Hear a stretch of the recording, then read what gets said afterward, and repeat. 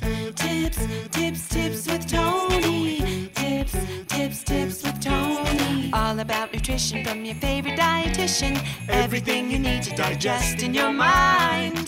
Tips with Toni. Tips with Toni. Making you healthier one bite at a time. With Toni. Woo. Hello, and welcome to the Tips with Toni podcast. I'm Toni Marinucci, your registered dietitian, helping you get healthy one bite at a time. I apologize if the audio is a little bit weird. I've been having serious issues with technology recently. I don't know if you guys heard, but apparently Mercury is in retrograde, and I believe at 150%. The other day, my laptop just started shutting off on me. My refrigerator broke. I had to bring my car to the shop. It's just been a hot mess. And now I just recorded this entire episode, and the sound quality was so bad that I wasn't sure if it was, I think it's my microphone. I thought it was my computer, but I think it's my microphone. So what I'm doing now is I'm recording this through Zoom, and it might have like an echo to it, but I think it'll be still beneficial just to give me enough time to get all this technology stuff figured out. But it's funny because when my computer wasn't working, I was going to go to Apple to get it fixed, but then I just was like, you know what? I think it may be, I'm just going to wait to see if it happened again. And it didn't happen again. So I'm hoping the same thing is going on with my microphone. I'm hoping that it really is just Mercury's in retrograde and appliances and technology and things just stop working for the moment. And then they'll go back to working in a minute. So I'm hoping that that's it, because my entire life is using technology. My whole business is an online platform. So that would not be good.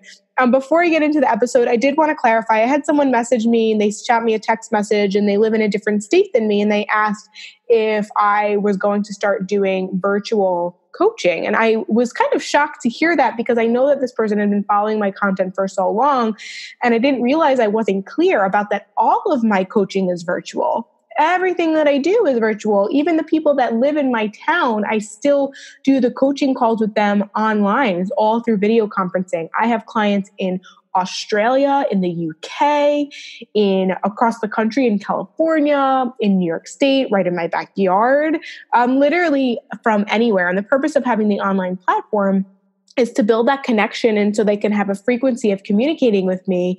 And it's not about having to rush to an appointment and sit down. And also it helps me reach other people and all that. So it's really great for that person who's super busy, but also has nutrition goals.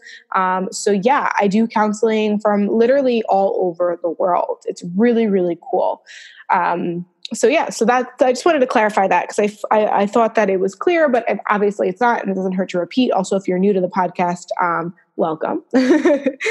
All right. So anyways, I wanted to get into this topic. It just always alarms me when someone tells me that they're trying to eat healthier. So the first thing they're doing is cutting out their coffee. And I'm just like, why? Like I love coffee, but also like coffee is actually very good for you. The coffee bean itself has a lot of antioxidants, which antioxidants is a definition meaning they defend free radicals in the body, so decreasing inflammation and putting you at a lower risk for certain chronic diseases. And so consuming foods and beverages that are rich in antioxidants are highly encouraged and recommended. So having a cup of blueberries has antioxidants, just like having a cup of coffee has antioxidants. Obviously, it all goes down to what are you putting in that coffee, right? So if you're adding a ton of sugar and a ton of cream and you're having multiple cups a day and you're not drinking enough water, then that's where it become a problem. But if you're especially if you're having like 1 to 2 cups of coffee a day, it's actually shown that there's increased heart benefits for those who drink 1 to 2 cups of coffee a day, more so than those who don't drink coffee at all. And then you get a moderate heart risk if you drink about 6 cups or more. So a cup is an 8 ounces serving. So the one thing to be mindful of is that sometimes when we go get coffee, the smallest cup is usually like 12 ounces. And so if we say we're having 1 cup, we might be we're having a cup and a half. And so you do want to be mindful of how much you're actually having. Obviously, if you're someone who's super sensitive to caffeine, that's something to be mindful of. Just knowing that, regular coffee usually has it varies on the cup. but anywhere about 75, 95 milligrams of caffeine per cup.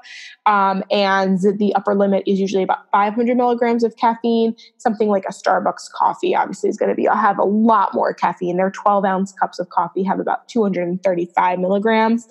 So if we're talking about caffeine and not just coffee itself, then you want to be mindful of if you're someone who you are sensitive to caffeine, maybe you're super anxious, you have a lot of anxiety, then therefore you want to be mindful of how much you're consuming. And once again, if you have poor skin, not that caffeine or coffee ruins your skin, but it's replacing your water intake. And so that might be the reason why maybe your skin's not so great.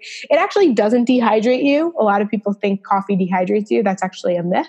The caffeine itself is a stimulant, so it might make you utilize the bathroom more, and therefore you might need to replenish more water, but it doesn't actually dehydrate you. And the benefits of it moving your metabolism is it actually moves your bowel. So if you're someone who has issues with bowel movements, then it's something that you want to consume. Now, one thing that I will say is if you have a lot of heartburn, and you can't really tolerate acidic foods, then coffee is acidic and you want to be mindful of that. There are brands, I think Pure Roast is a great brand. It doesn't have as much caffeine. There are options that have less, not caffeine, less, acid content. So for that case, if you are someone who has a lot of heartburn, then you want to be mindful of how much you're consuming of that. So those are pretty much the benefits of coffee. If it's decaf, just know that it's not caffeine free. It's like usually a third of the amount of caffeine the original. So if you are over consuming, you want to be mindful to cut back. You could always do a decaf cup or a half coffee. That's what I do. But yeah, so actually there's nothing really wrong with coffee. I don't know why it has this bad reputation. We all know that obviously the things like the frappuccinos and the coffee that, you buy that, when you read the label, it has like 22 grams of sugar. We know that's not the type of coffee I'm talking about. But a black cup, of course, if you like flavoring or, to it, you can do a flavored coffee. You could add ground cinnamon. I do ground cinnamon in my coffee, and it seems to be really beneficial. It also does, the caffeine itself will kind of shut your appetite down a bit. So we never want to do that so that we intentionally skip meals or snacks if we're physically hungry. However, if we notice that we're not hungry and we just are looking to eat something, having a cup of coffee can help with that. So that's beneficial. And the same thing for tea. So now talking about tea is a wonderful beverage choice as well. There's herbal teas that are naturally caffeine free, and they usually are it's a great way, I think, to flavor water. If you're someone who wants something other than water, you don't drink enough water, that could be a good thing to have. With the with the tea, like the herbal teas that I think are really delicious for me, like I just had like a ginger peach yesterday or apple cinnamon, and I think it's very refreshing. And I don't always even have it hot. Sometimes I steep the tea bag and then put it in the refrigerator and then have it cold. And I'm actually going to talk to you about why I do that in a minute. But when it comes to caffeine in tea, I think a lot of people think that there's less caffeine in tea than coffee. And technically there is, usually about a half of the amount of a cup of coffee. If you're steeping the bag for about 3 to 5 minutes and you're using like some of like a green tea or a black tea or a white tea, those sorts, then the caffeine content will be less. Now, if you leave the tea bag in all day, or, you keep it in for like 10, 15 minutes, then you're going to have more caffeine, and sometimes more than a cup of coffee. Once again, it really, really depends. So read the labels. But caffeine or not, tea is actually a great thing to have. It can help you with digestion, especially if you, like I said, if you do like a ginger tea. It could be something that you have at night when you aren't actually hungry, but you just want to have something. It's awesome to have. One thing I wanted to bring to light was I read an article in the Food and Nutrition magazine, and it was kind of alarming. And I just want to read it to you because I thought it was interesting. So it says, the association between hot beverage consumption and risk of esophageal cancer was investigated in a prospective study published in March in International Journal of Cancer. More than 50,000 hot tea drinkers in Iran between the ages of 40 and 75 were followed for a median duration of 10 years. Drinking more than 700 milliliters or 3 cups of tea hotter than 60 degrees Celsius or 140 degrees Fahrenheit was associated with a 90% increased risk of esophageal squamous cell carcinoma compared to those who drank less tea at cooler temperatures. So with that being said, that's a large study. Normally, if I hear something like that, I'm like, how many people were in the study? Like, how real is that? Blah, blah, blah. I mean, we don't know the rest of their lifestyle factors, nothing like that.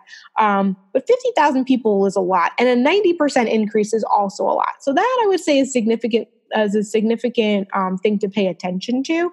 My question is if it's hot tea or hot coffee, is there a difference? Probably not. I don't think it has anything to do with the tea itself.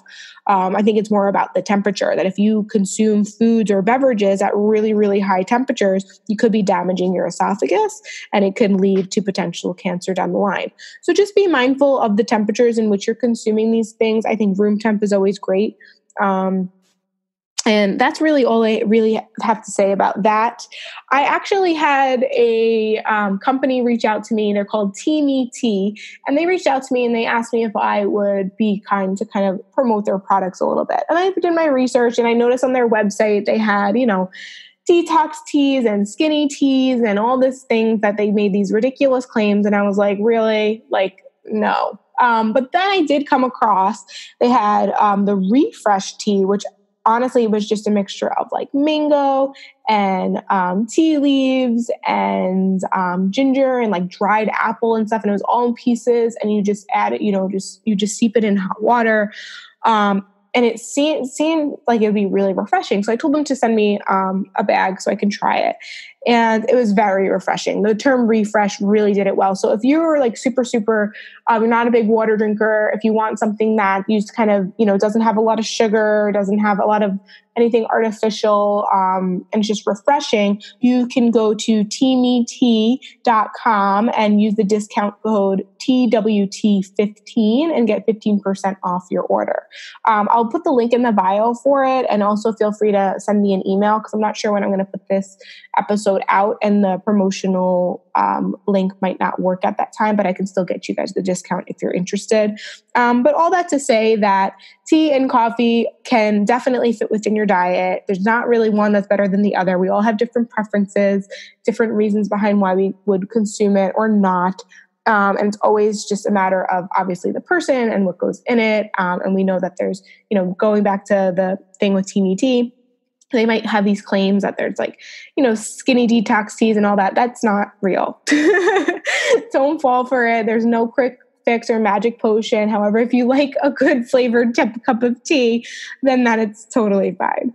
So anyways, that is it from me. I hope you guys enjoyed this episode. Once again, thank you for your patience. I'm not sure how the sound quality is going to come out with this. If you have any further questions, don't hesitate to reach out to me. Either email me TipsWithToni@gmail.com, or if you're not following me on Instagram, you definitely want to go ahead and do that. It's tips_with_Toni. That's Toni with an I. And I also now just created the Instagram, a podcast for the Tips with Toni Instagram. So there's the tips, I think it's TipsWithToni_podcast. So I'll also start adding that to the link in the bio.